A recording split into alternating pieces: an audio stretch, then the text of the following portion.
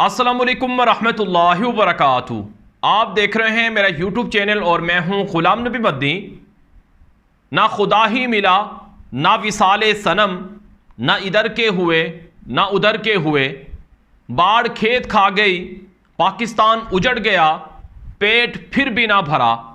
America ने, China ने, रूस ने, तुर्की ने, सऊदी अरब ने, मुत्तहिदा अरब इमारात ने, बहरीन ने, कतर ने, कुवैत ने, मलेशिया ने, इंडोनेशिया ने, ईरान ने और दुनिया के दीगर पाकिस्तान के दोस्त ममालिक ने और पाकिस्तान से ताल्लुकात रखने वाले मुख्तलिफ आलमी बरादरी और आलमी तंजीमों ने पाकिस्तान से रुख मोड़ लिया है। पिछले 2.5 महीनों के अंदर पाकिस्तान को वो नुकसान पहुंचाया गया है कि इस नुकसान को ख़त्म करने, इस नुकसान का इजाला करने के लिए अगले 5 साल भी नाकाफ़ी होंगे। पाकिस्तान के अंदर जो चोर और डाकू मुसल्लत किए गए, इन्होंने ना सिर्फ पाकिस्तान को उजाड़ कर रख दिया है, बल्कि हंसते मुस्कुराते घरों के अंदर भी मातम की सफ बिछा कर रख दी है। आज पाकिस्तान का हर शहरी डिप्रेशन के अंदर है। आज पाकिस्तान के हर शहरी को परेशानी हो चुकी है कि वो 2 वक्त की रोटी कैसे खाएगा। हालात इस नहज तक जा पहुंचे हैं कि लोग खुदकुशियां करने पर मजबूर हो चुके हैं। आज लाहौर के अंदर एक नौजवान ने अपने आप को आग लगा ली पेट्रोल छिड़क कर, इस वजह से कि वो बिजली का बिल अदा नहीं कर सकता है, इस वजह से कि वो अपने बच्चों का 2 वक्त का खाने का बंदोबस्त नहीं कर सकता है। नाज़रीन किराम, पाकिस्तान के अंदर जो चोर और डाकू मुसल्लत किए गए, ये चोर और डाकू कभी भी पाकिस्तान पर हुक्मरान ना बनते। नाज़रीन किराम, आज पाकिस्तान पर जो चोर और डाकू मुसल्लत किए गए हैं, ये चोर और डाकू कभी भी पाकिस्तान के ऊपर मुसल्लत ना होते अगर पाकिस्तान की हिफाजत करने वाले लोग, अगर पाकिस्तान के अंदर ताकतवर लोग इनको रोकने का बंदोबस्त करते। अफसोस है कि आज हर पाकिस्तानी परेशान है। वो पाकिस्तान जिसकी पूरी दुनिया के अंदर इज्जत बढ़ रही थी, उम्मत मुस्लिमा के अंदर तर्जमानी का पाकिस्तान हक अदा कर रहा था। 2 से 3 महीनों के दौरान 2 OIC ममालिक की कॉन्फ्रेंस बुलाकर पाकिस्तान ने दुनिया को हैरान कर दिया था। पाकिस्तान एक ऐसी पोजीशन में जा रहा था कि इस्लामी दुनिया की ना सिर्फ मुश्तरका करेंसी को लॉन्च कर सकता था, बल्कि इस्लामी दुनिया के एक नए ब्लॉक को बनाकर इस्लामी दुनिया को कुफरिया ताकतों के मुकाबले में उरूज दिलवा सकता था। पाकिस्तान एक ऐसी पोजीशन में जा रहा था कि पाकिस्तान को कर्जों की ज़रूरत ना होती, कर्जे ख़त्म होते, कारोबार बढ़ता, पाकिस्तान के अंदर लोगों का रहन सहन, लोगों की ज़िंदगी उठ रही थी, लोगों के मसाइल हल हो रहे थे। यहां पर पुलिस की गुंडागर्दी ख़त्म हो चुकी थी, पुलिस मुकाबले ख़त्म हो चुके थे, अदालतें डरने लगी थीं कि मेरिट पर फैसला करना है, वरना अदालतों के खिलाफ कानून साजी होने वाली है।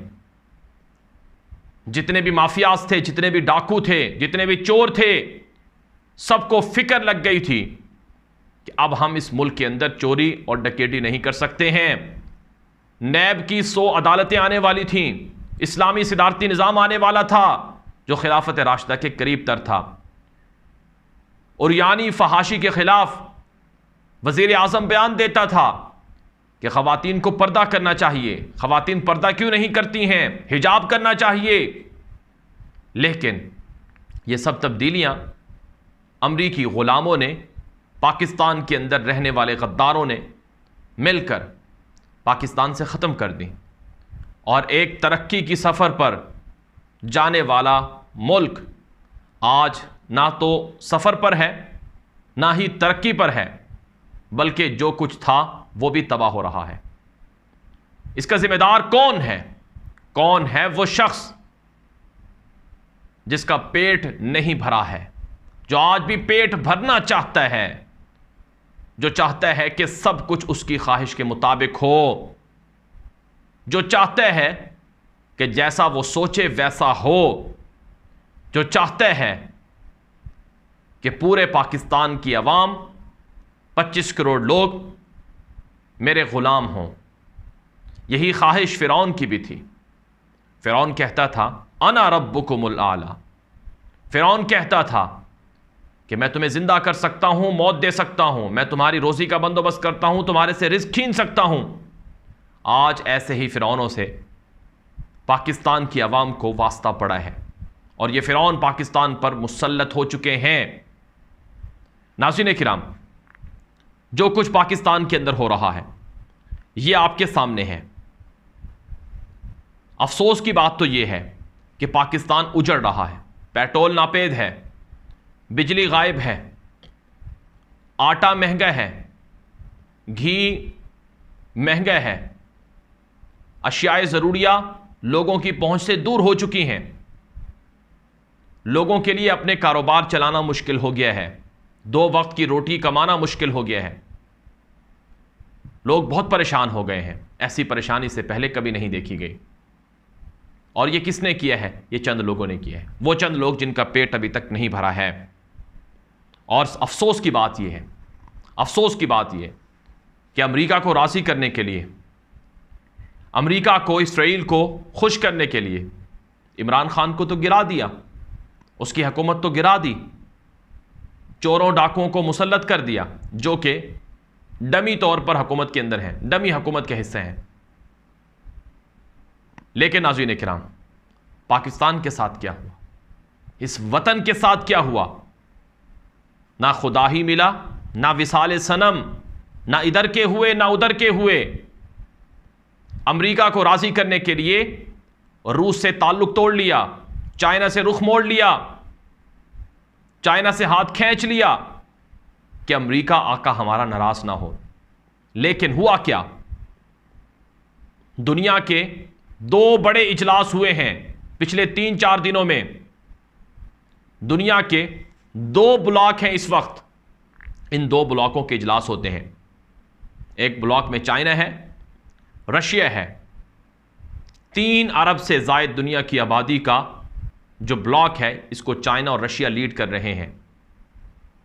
भारत जाता है, पाकिस्तान जिसकी आबादी 25 करोड़ है, जो दुनिया का आबादी के लिहाज से 5वां बड़ा मुल्क है, जिसके पास दुनिया की 7वीं 8वीं बड़ी फौज है, जो दुनिया के अंदर एटमी हथियारों में 6ठे नंबर पर है, और जिसको इस्लामी दुनिया के अंदर एक तर्जुमान और नुमाइंदे की, एक तर्जुमान की हैसियत और लीडर की हैसियत हासिल है, और जो साउथ एशिया के अंदर एक ताकतवर मुल्क है, जो एक वक्त था दुनिया के फैसलों में की रोल प्ले करता था। उस मुल्क को ना तो चाइना बुलाता है, जो ये कहता था कि हमारी दोस्ती लोहे से ज्यादा मजबूत है। चाइना ने धक्का दे दिया, कहा कि जब तक पाकिस्तान पर चोर और डाकू अमरीकी गुलाम मुसल्लत हैं, हम पाकिस्तान से ताल्लुक नहीं रख सकते हैं। पाकिस्तान से लोगों ने झूठ बोला कि भारत ने पाकिस्तान को ब्रिक्स कॉन्फ्रेंस में इनविटेशन करने से रोक दिया, वीटो कर दिया कि पाकिस्तान को ब्रिक्स की मीटिंग में ना बुलाया जाए। शर्म आनी चाहिए झूठ बोलने पर। किसी भारतीय मीडिया पर यह नशर नहीं हुआ, कोई इसका सबूत नहीं है। आप दुश्मनों की जुबानें बोलकर पाकिस्तानियों को बेवकूफ़ बना रहे हो, शर्म आनी चाहिए। दूसरा इजलास होता है G7 कंट्रीज का। G7 के अंदर 777 मिलियन पॉपुलेशन है, आबादी है, और भारत को निकालकर जो G7 कंट्रीज हैं, भारत अगरचे उसके अंदर बतौर मुबस्सिर और बतौर गेस्ट शामिल है, लेकिन अमलन G7 का हिस्सा नहीं है। तो G7 के अंदर भारत जाता है बतौर गेस्ट और मुबस्सिर के, लेकिन पाकिस्तान वहां नजर नहीं आता। ना चाइना, रूस के ब्लॉक जिसे ईस्टर्न मशरकी ब्लॉक कहा जाता है, उसमें पाकिस्तान मिलता है हमें, ना ही मगरबी ब्लॉक में मिलता है। वो मगरबी ब्लॉक जिसको खुश करने के लिए रजीम चेंज की गई, जिसको खुश करने के लिए पाकिस्तान के अंदर एक हंसती मुस्कुराती कौम को अंधेरों में धकेल दिया गया, इमरान खान का तख्ता उलट दिया गया। इस मुल्क के साथ ये जुल्म किसने किया है? इस खेत को कौन खा रहा है? ये पाकिस्तान कौन उजाड़ रहा है? कौन है वो जो 22 करोड़ लोगों की जिंदगियां छीनने पर तुला हुआ है? फैसला आपने करना है, हक का साथ देना है। इमरान खान ने कहा था कि पाकिस्तान को अंदर से और बाहर से ये चाट जाएंगे, बर्बाद कर देंगे। आज वो सच्चा साबित हो रहा है। आज आपने देखा कि लोग पेट्रोल को तरस रहे हैं, बिजली को तरस रहे हैं। छोटे छोटे मासूम बच्चे हैं, वो रातों को नींद नहीं कर सकते हैं, बिजली नहीं है। अस्पतालों के अंदर ऑपरेशन जिन लोगों के हुए हैं उस दौरान बिजली चली जाती है। लोग क्या करें? खुदकुशियां करें, आग लगाएं? आपने फैसला करना है और सच का साथ देना है। यह वीडियो दोस्तों के साथ नशर कर लें ताकि वो भी ये मालूमात हासिल कर सकें। मज़ीद खबरों के लिए हमारे यूट्यूब चैनल गुलाम नबी मदनी के साथ जुड़ जाएं। अब तक के लिए इतना ही इजाज़त दीजिए। अस्सलामु अलैकुम रहमतुल्लाहि व बरकातहू।